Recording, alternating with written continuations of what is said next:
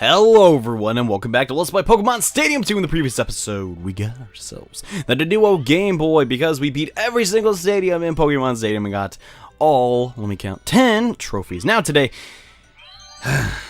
it's finally time. We're going to take on the Elite Four. Or should I say the not so Elite Four, because we're totally going to own these guys. My pre-registered team is going to be more than enough to take these bros down. We got old favorites like Quagsire, Kadabra, and some new faces like Fearow.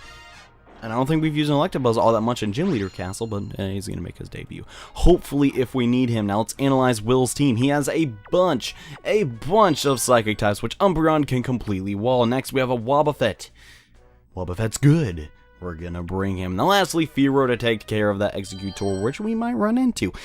Now, so what are we going to do in this battle? Well, basically just hope he doesn't start with Xatu and his stupid Nightshade. Now, Xatu also has King's Rock, which is really stinking lame, and will cause me to flinch a bunch. So we're going to lead with Umbreon. If he has a Psychic type out, he'll most likely switch it. Hopefully he'll bring Clefable, because Clefable has nothing but, what's it called? Oh god, this isn't a good combo at all.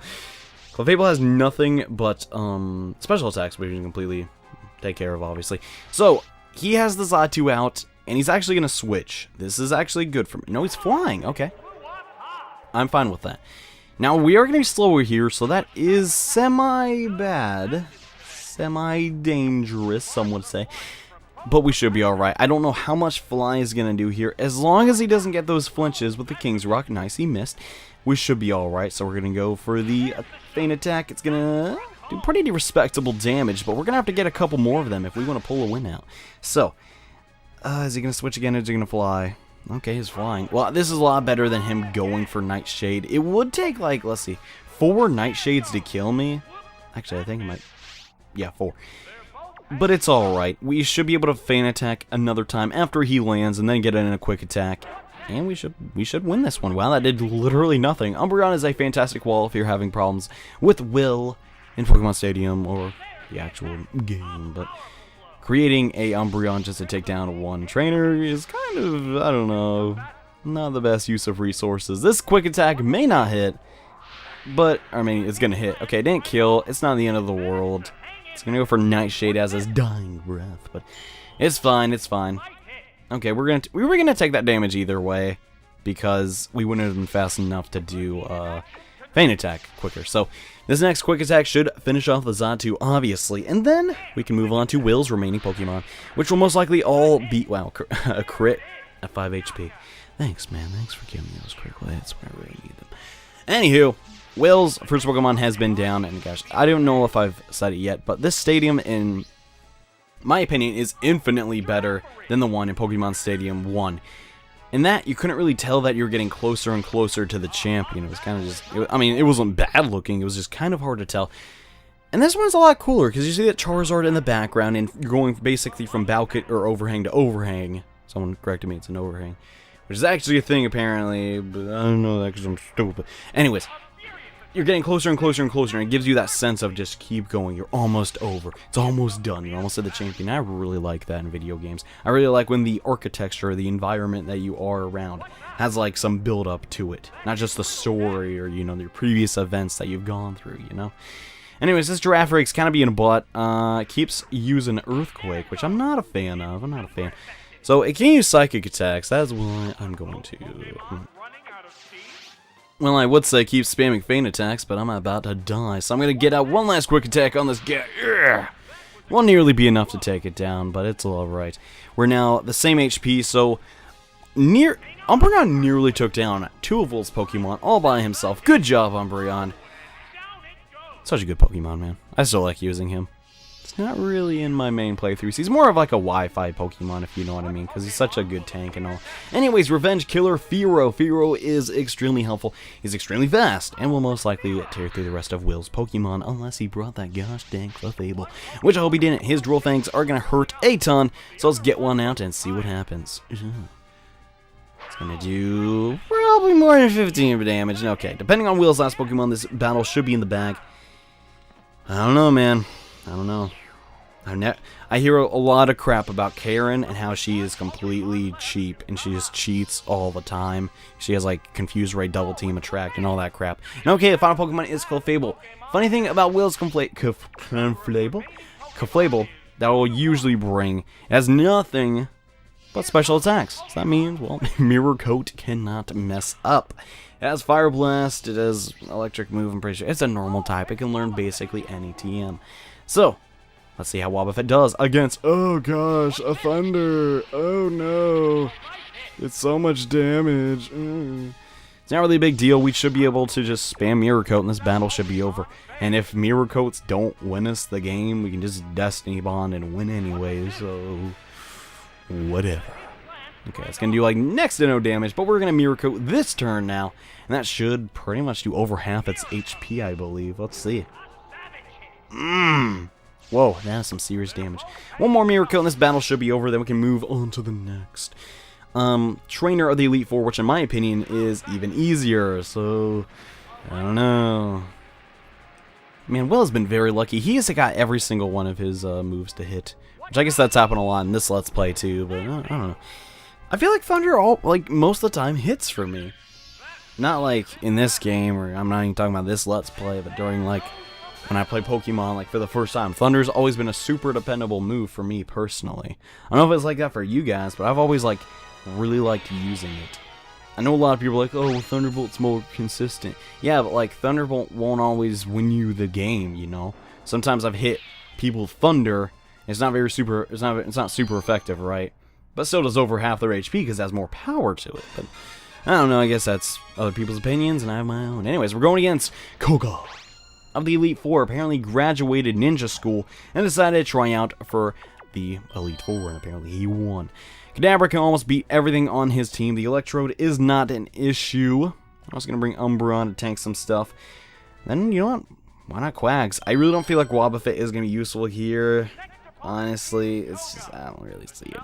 Kadabra should be able to get a clean sweep, and defeat the rest of his team. So, let's see how this goes. We're leading off with Kadabra, our old standby. It's helped us a lot through this adventure and the previous. But can he win against a bunch of dumb poison types and also an Electrode for some reason? Who the heck knows? Brought out the Electrode. This could be an issue. Let's go into Quags. Quags completely counters Electrode. Any ability it does other than Double Team, we will most likely take care of. Koga's whole gimmick is that he likes to be a ninja and evade us and not really do so much of the attacking. Which it's very true to his archetype, I will agree with you there. But it does not make for a very enjoyable Pokemon experience. Let me be the first one to say that Electrode is very fast. There's not much we can do about that. So we're going to go for Dig. I don't recall if he had any...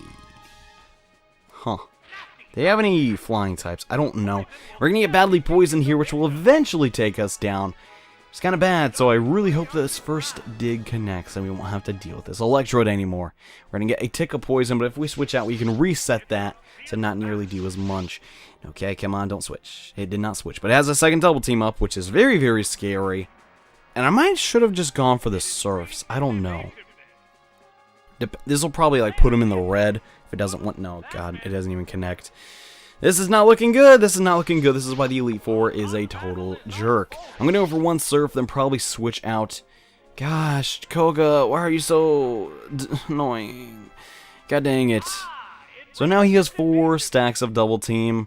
Please hit a Surf. Please. Come on. Okay, sweet. So we got a... Oh, God. That did no damage. And the poison keeps ticking away. This is not good. We're going to Umbreon. I just recently remembered Umbreon has the move Feint Attack, which can never miss. So that's good. Unless you're flying, you're underground, blah, blah, blah. It doesn't matter. Anyway, so we're going to go for Feint Attack here. I don't believe that will be able to kill this Electrode quickly. So hopefully, I don't know, maybe we'll just waste a turn doing Toxic. It's going for Double Team again. God, you gotta love the Elite Four, the most advanced and skillful trainers in the entire region. It's coming together and showing off their amazing techniques, like spamming Toxic and Double Team. It's a good combo. Yeah. Anyways, we dodged the Toxic, luckily, and now we're gonna go for Feint Attacks, which only have 60 base power, but hey. It's better than doing no damage at all, after all. So, we're going to go for another. Ah, man, this is going to take a long time. I wish he would have just started with a poison type, which I could have completely destroyed. Unfortunately, there is no poison claws in Pokemon Stadium, which is kind of a pain. There's sleep claws. There's no paralysis claws or confused claws, because most of you can't confuse two Pokemon. But yeah, the poison kind of be a pain in the butt. It's going to slowly knock us down. We gotta try and take down the sneaking electrode. Hopefully, this will not do too much damage. Okay, I can dodge it. Alright, perfect. So, maybe one more feint attack after this one. Okay, we got a crit. Super. Take that, Koga, for being a giant turd. Well, I kind of want to do the entire Elite Four in this episode, but it looks like I might have to do 3 this part, then 2 more battles in the next episode. Hopefully, those will be pretty good battles, and we'll have some fun.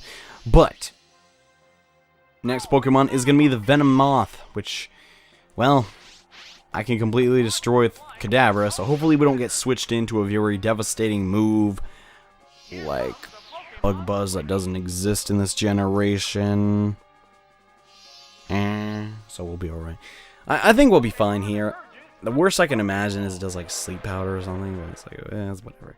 No, you wouldn't even do that, because, yeah, my other Pokemon's poisoned, so.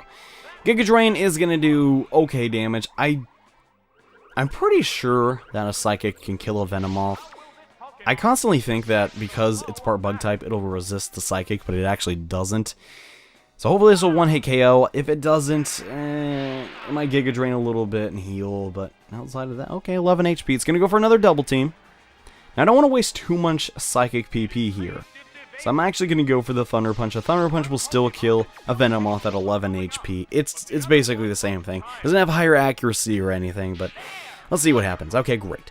So, despite Koga's abundance of double team spam, we're doing alright. We're doing okay. The whole dig strategy really didn't work. It kind of sucked, but hey, it's whatever. Kind of forgot what Koga did. And his final Pokemon is going to be an Ariados. Couldn't have brought any better Poison-type Pokemon. Just decided to bring one of the worst, I suppose. But hey, it's very ninja-like. Don't tell me how, but it is. And anyways, going for another Psychic. This should definitely kill. Ariados has paper-thin special defenses. And alright, get out of here. Ariados, you're done. Get it. Scoot. You did. And alright, looking good. So far, so good. Koga on the other... Actually, okay. I put them in this terms of difficulty. Koga's the easiest. Will's the second easiest. Then it's Bruno. I'm talking about so far, just not all the Elite Four. Karen's definitely the hardest, but we'll get to her later.